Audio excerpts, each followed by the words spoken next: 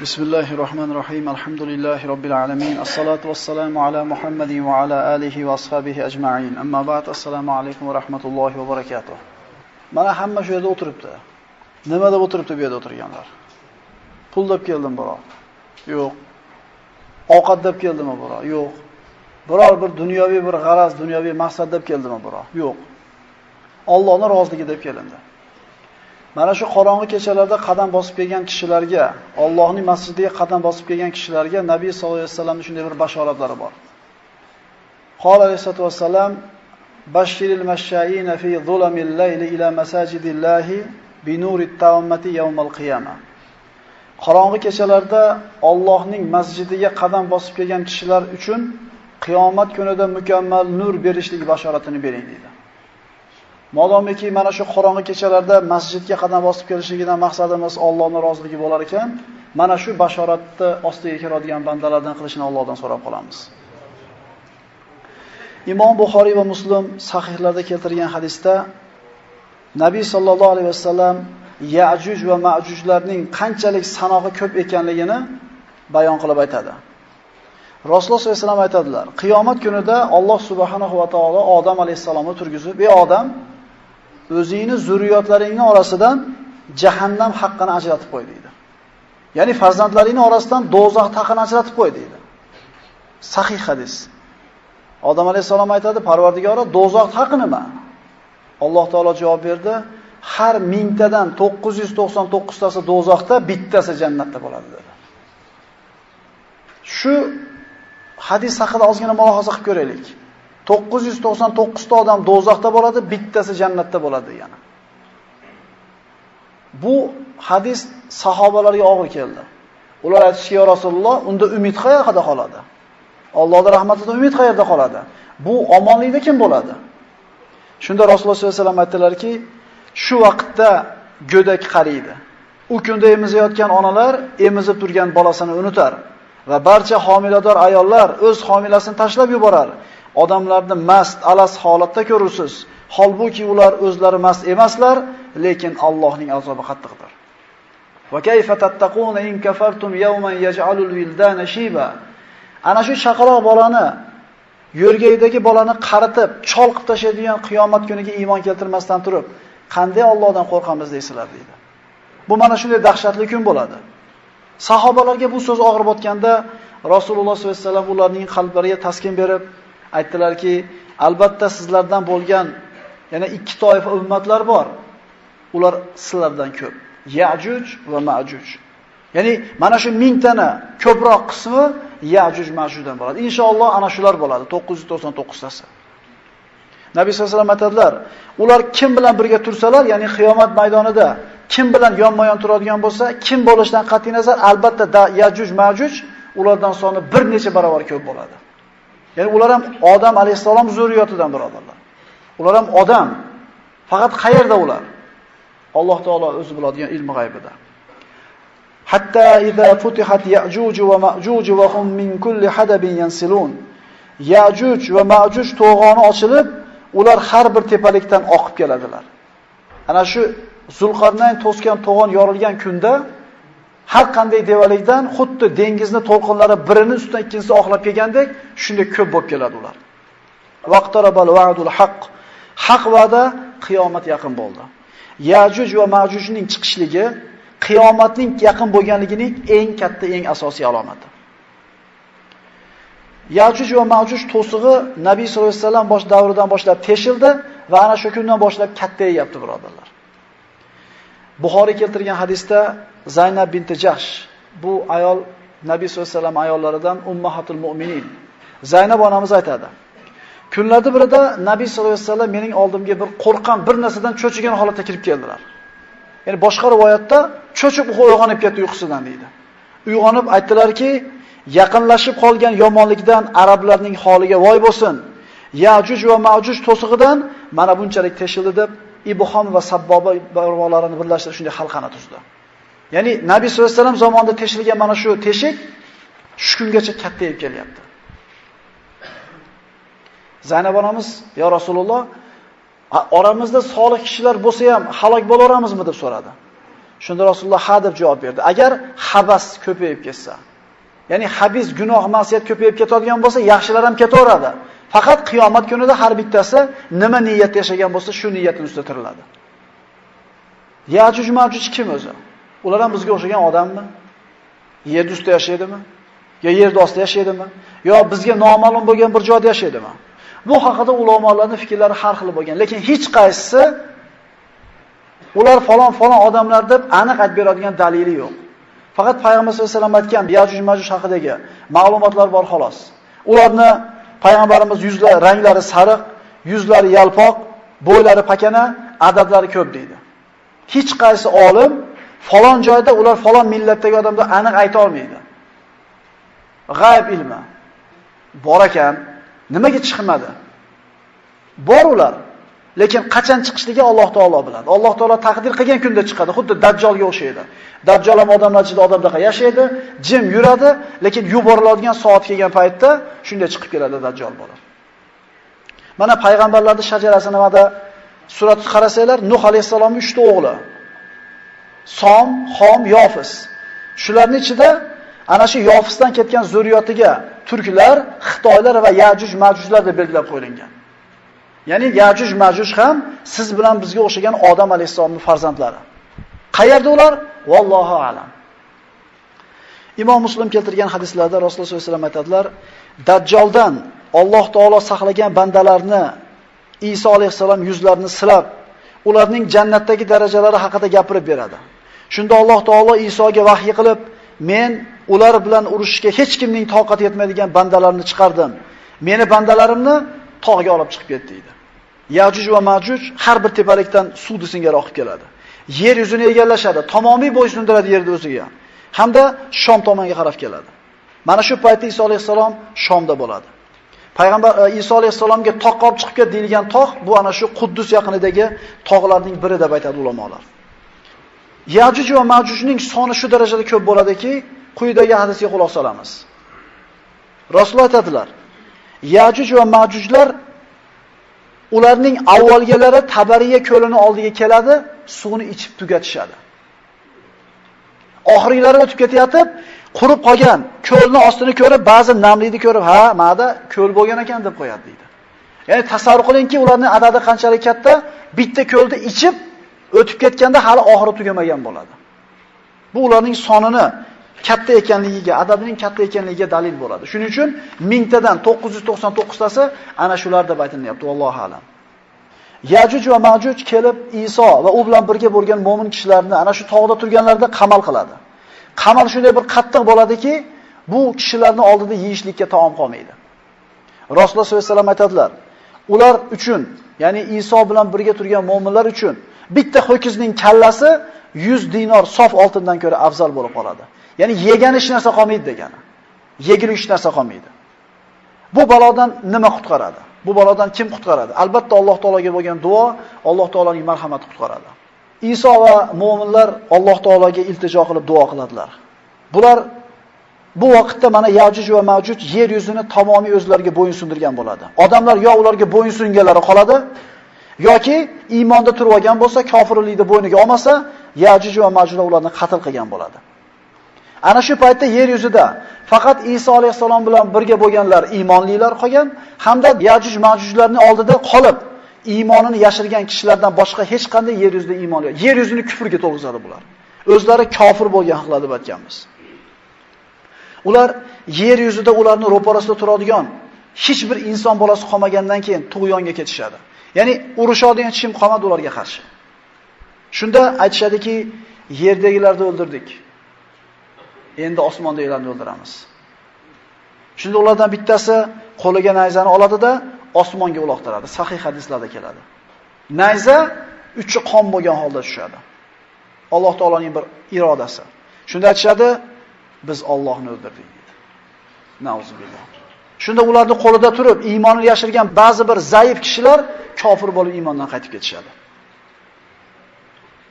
Yajuj va Majuj balosida mana shunday ishlar sodir bo'ladi.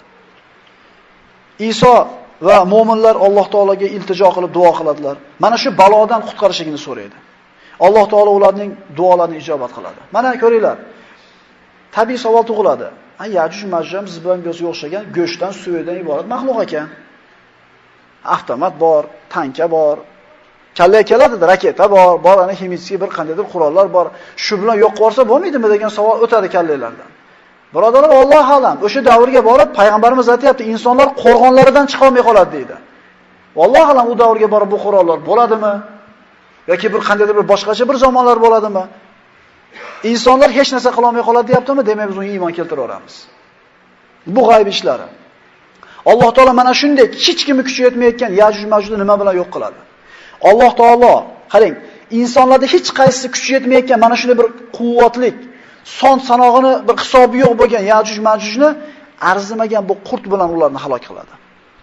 Nabiy sollallohu alayhi vasallam aytadilar, Iso va mu'minlar duo qilar ekan, Alloh taolo ularning duosini ijobat qilib, Yajuj Majujning ustiga, bo'yinlariga nag'afni yuboradi. Nag'af ulamolar aytishiga qaraganda molni yoki otni burnida bo'ladigan mayda qurt bo'lar ekan. Ya'ni har bitta jonivorning ichida qurt bo'ladi. Mana shu burnida yashaydigan qurt Alloh tomonidan ularning bo'yniga yuboriladi. Mana shu zaif maxluq shunday bir kuch qudratli bo'lgan Yajuj Majujni qirib tashlaydi hammasini. Alloh taolo o'zining qudratini ko'rsatib qo'yaptiki, innahu ala kulli shay'in qodir. Alloh har narsaga qodir zot. Hech qachon inson o'zining quvvatiga, qurol aslahasiga, aqliga, kuch-quvvatiga boylik ishonib bo'lmaydi. Alloh taologa tavakkul bo'lishligi kerak. Arzimagan, ko'zga ko'rinmaydigan qurt ularni bo'ynidan chiqadi, shu bilan ularni halok qiladi. Ularning bo'yinlariga nag'afni yuboradi. Yajuj va Majujning hammasi bir kishi o'lganda bir kunda o'ladi. Iso va mu'minlar tog'ning ustida turib, Yajuj va Majuj ustiga nima kelganligini bilmaydi, lekin nimadir o'zgardi, nimadir tinchlanib qolganini sezib turib, kim bora xabar keladi ulardan deydi. Shunda bir fidoyi kishilardan bittasi tushadi-da, tushib yer yuzida minglagan, balki millionlagan Yajuj va Majujning jussalari yotganligini ko'radi. Chiqib Iso va musulmonlarga bu xursandchilik xabarini yetkazadi. Rasululloh sollallohu alayhi vasallam aytadilar, Alloh taolo ularning bo'yinlariga nag'afni yuboradi. Ular go'yo bir kishi o'lganda yo'ladilar. So'ngra Nabiyulloh Iso va mu'minlar tog'dan yerga tushadilar. Yajuj va Majujni sassiq badbo'y hidlaridan holi bir qaricham yer bo'lmaydi. Endi qarang, yer yuzini egallab to'ldirib tashaganda bir balo edi. Endi o'lganda ham bitta balo. Chunki jussalari yotibdi, ulardan sassiq hid chiqib turibdi. Duo bilan hal bo'lgandi bu mushkula. Iso alayhisalom yana duo qiladi. Parvardigoro, mana shu badbo'y hiddan bizni saqlagin. Alloh taolo yana duosini ijobat qilib, bu Yajuj Majujning jussalarining ustiga bo'yinlari uzun, ulkan qushlarni yuboradi. Hadislarda bu qushlarning bo'yni tuyani bo'ynidan uzun bo'ladi deyiladi. Bu qushlar Yajuj va Majujlarning jussalarini ko'tarib, Alloh xohlagan joyga borib tashlab yo'q qiladi. Okeanmi, dengizmi, Allohu alam. Chunki hali yer yuzini ham siz bilan biz bilmagan, o'rganmagan joylari ko'p. Xullas Alloh taolo xohlagan joyga borib tashlaydi, shu bilan Yajuj Majuj tugaydi. Lekin hidi qoldi. Yana Iso alayhisalom va mu'minlar duo qiladi. Birodarlar, duo bilan hal bo'lyapti ham yo'q. Insonning qo'lidan hech narsa kelmaydi. Alloh taologa iltijo qilib, mana shu hiddan qutulishligini so'raganlarida Alloh taolo ularning ustiga dedi Nabiy sollallohu alayhi vasallam yomg'irni yuboradi. Bu shunday bir yomg'ir, barakatli yomg'ir bo'ladiki, yer yuzidagi hamma katta kichik uylarga kiradi va yerni yuvib, xuddi ko'zgudek toza qilib qo'yadi. Yuvilib top-toza bo'lib qoladi. Go'yo Yajuj va Majuj kelmagandek. Alloh taolo yerni bu balodan qutqaradi. Yajuj va Majujning qissasining nihoyasi shu. Keyin yana sinovlar keladi. Keyin yana balolar keladi, lekin mana shu balolar kelguncha bir qancha vaqt xotirjamlik, barakot, tinchlik, omonlik zamoni bo'ladi. Diqqat qilamiz, eshitasiz, ichingiz erib ketadi bu narsalarni eshitib turib. Bu yomg'ir yoqqandan keyin Nabiy sollallohu alayhi vasallam aytadilar, so'ngra Alloh taolo yerga o'stirgin deydi. Ya'ni ichingdagi yaxshiliklarni tashqariga chiqargin deydi. Rasululloh aytadilar, Iso mening ummatimning oldida odil hokim, rostgo'y imom bo'ladi. To'ng'izni so'yadi. Jizyani bekor qiladi. Ya'ni islomdan boshqa dinni qabul qilmaydi. Iso alayhisalom yagona podshoh, yagona hukmron bo'ladi. Islomdan boshqa dinni qoldirmaydi. Yo islomni qabul qiladi yoki qatl qilinadi. Sadaqani tashlab qo'yadi.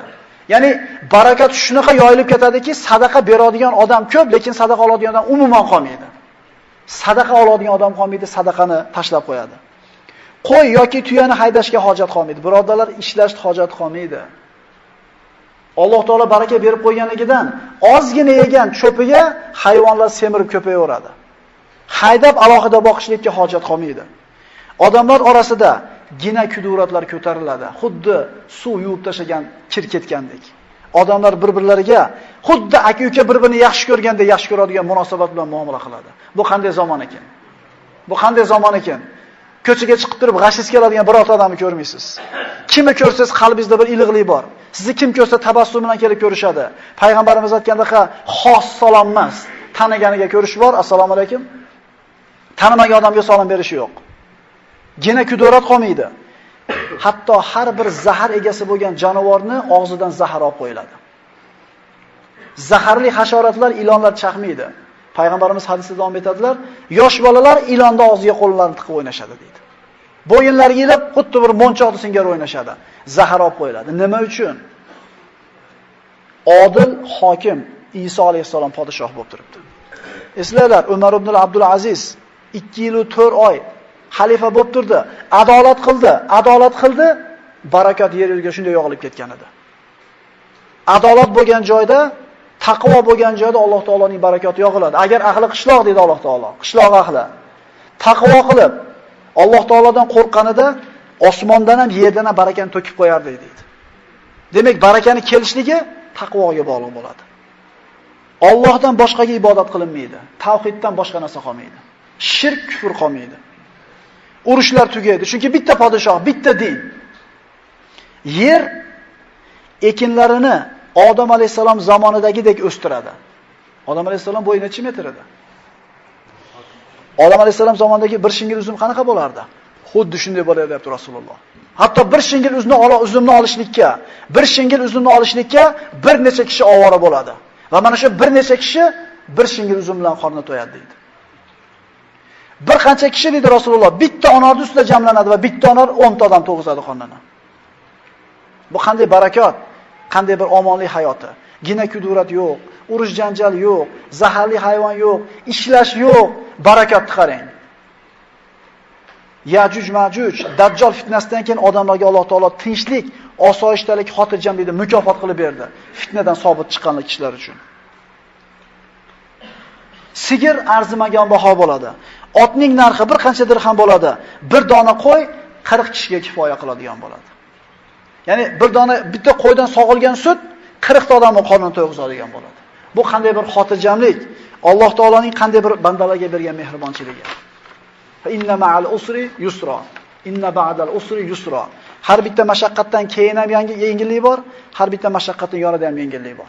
Shu mushkullardan o'tgan kishilarga Alloh taolo shunday bir barakotini yog'diradi. Iso alayhissalom mana shu xayriyat ichida yerdagi u kishiga belgilangan muddat 40 yil yashaydi, so'ngra vafot etadi. Iso alayhissalom o'lim sharbatini totgan emas. Kullu nafsin za'iqatul maut. Tirik jon borki, o'lim sharbatini totadi degan Alloh taolo. Iso hali o'lmagan. Vassalamu alayya yawma wulidtu va yawma amutu va yawma ub'athu hayya. Iso alayhissalom tili bilan Alloh taolo aytadi. Iso aytadi: "Menga tug'ilgan kunimda ham, vafot bo'ladigan kunimda ham, qayta tiriladigan kunimda ham tinchlik, omonlik bo'lur." Ya'ni o'ladigan kunimda muzore siyg'asida, kelajak siyg'asida gapirilyapti.